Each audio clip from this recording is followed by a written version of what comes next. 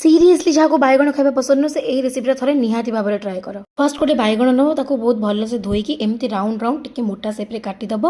तापर मसला अदा और रसुण रेडी करदेव। गोटे प्लेट्रे अदा रसुण पेस्ट टिके लुण टिके हल्दी टिके जीरा गुंड आउ टिके चिकेन मसला नहीं ताको भल भाव में गोलेदेव। गोले सारा पर से बैगण उपर एमती गोटे गोटे करके लेयर देव आउ ताको किछि समय पे छाड़ीदेव। तापर पैन नहीं कि टिके तेल गरम कर तेल टिके भल से गरम हो सारा पर ताको चारिआडे लगेदेव जमी बैगण सबुआड़े तेल लगे।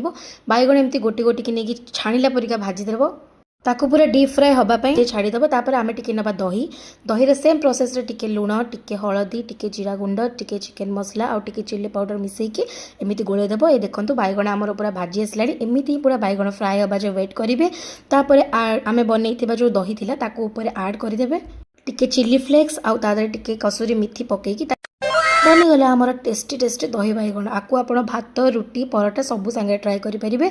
जो मानक बैगण पसंद से रेसिपी ट्राए करूँ। वीडियो भल लगे सब्सक्राइब करूँ।